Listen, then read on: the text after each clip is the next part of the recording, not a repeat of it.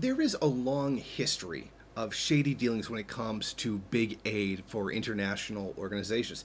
Here's an example as it refers to UNICEF. The former National Security Advisor of the Clinton White House and failed nominee for the head of the CIA, Anthony Lake, is now the Executive Director of the United Nations Children Fund, or UNICEF. You'll probably recall them. That's during Halloween when kids come to the door and they have this little orange box and they're asking for donations. That's usually them there. Just try to put that in some kind of context of something you recognize.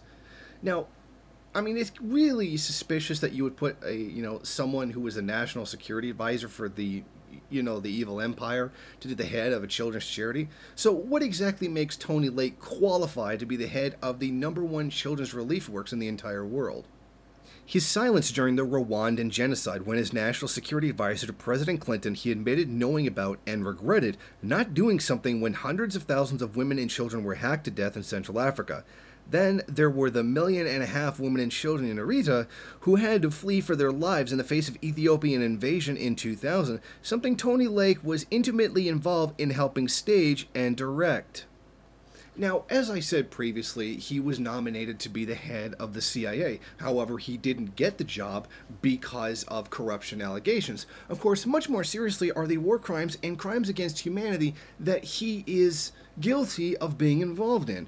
An agent for the Ethiopian government, and while they carried out ethnic cleansing and genocide in the country.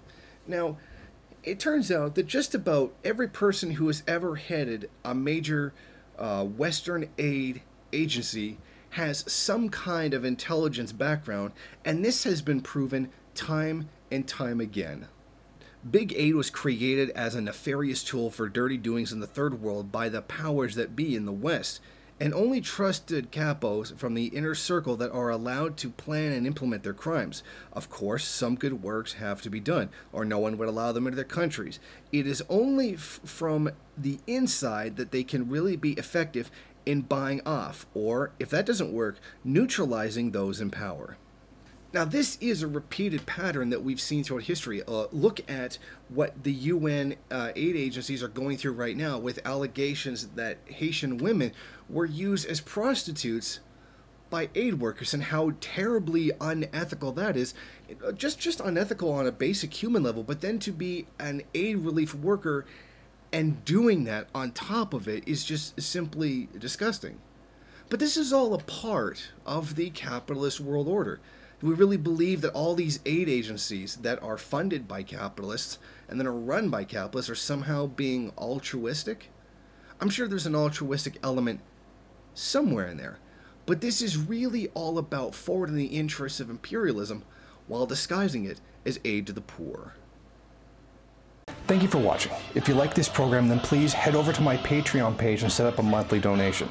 It's your donations that keep this program running.